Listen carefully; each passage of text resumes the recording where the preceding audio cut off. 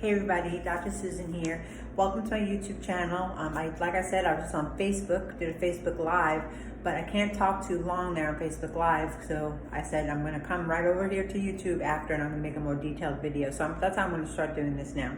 I'm always doing Facebook Lives on Monday and Wednesday, but then I'm going to jump over here to YouTube and make a longer, more detailed video because people are looking for information, and I'm happy to give it.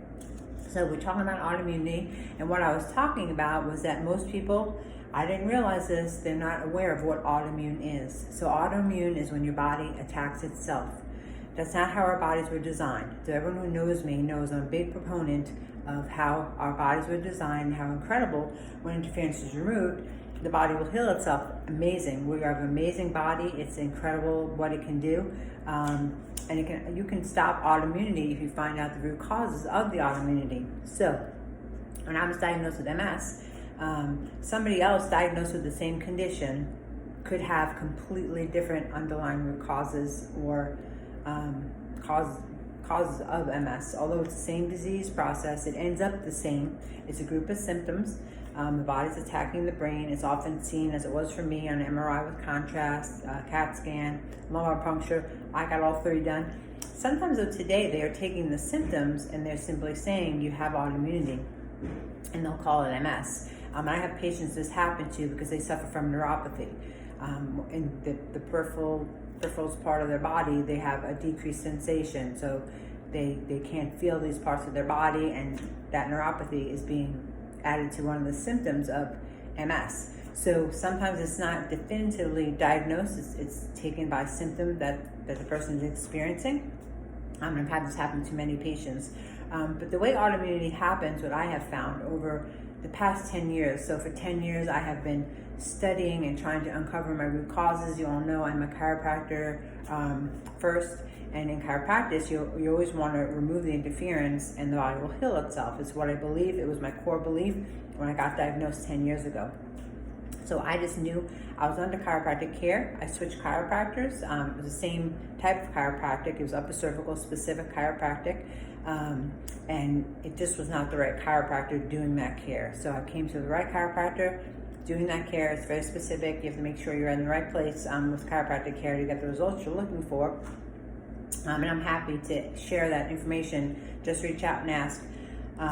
But also I knew there had to be other interferences in my body because I was under that chiropractic care for years, and I still wound up with MS. So I knew there had to be other reasons why that happened to me. So fast forward years later, finding out that my metal amalgams, for me, heavy metals was the root cause, the upper root cause of MS.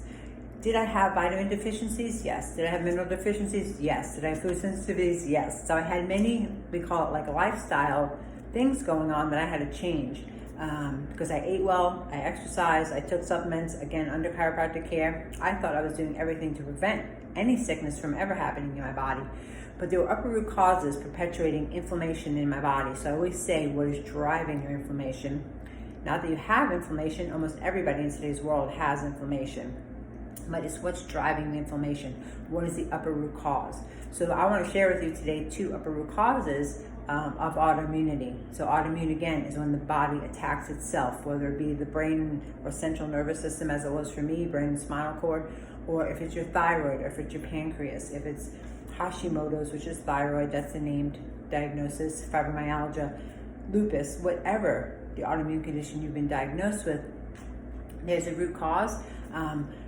Your root cause is different from the person next to you diagnosed with the very same illness. So that's why I love my functional blood chemistry analysis, because it's the blood coming out of your body telling me what your underlying root causes are.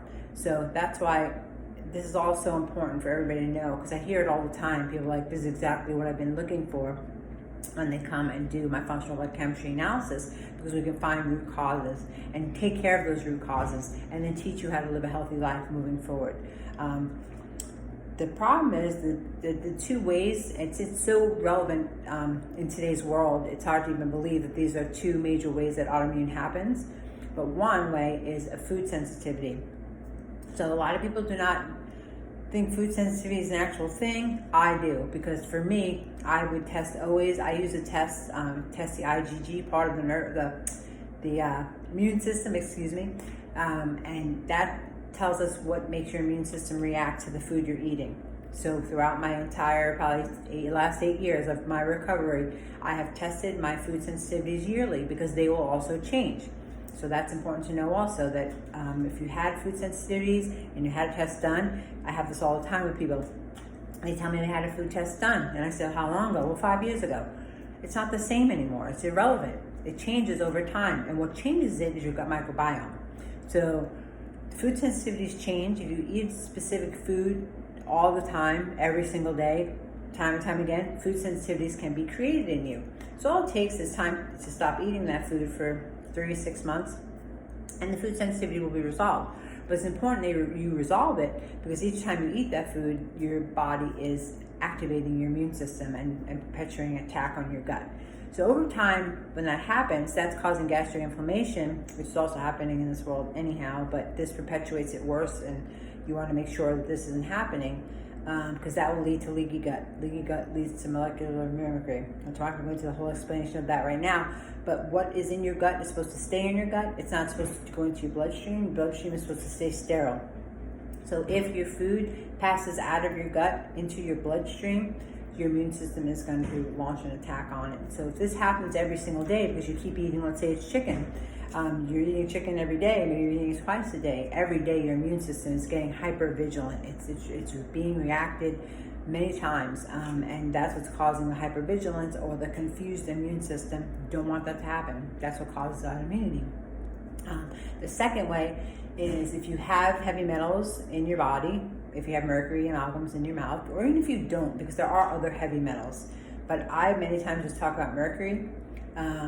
Mercury has an affinity to our cell membranes. So mercury will embed itself through a protein in the cell membrane. And what that does is it interrupts communication between our cells. So the bottom line is we're all made of cells. So I know the medical model, it's very much, I call it a bucket of chicken.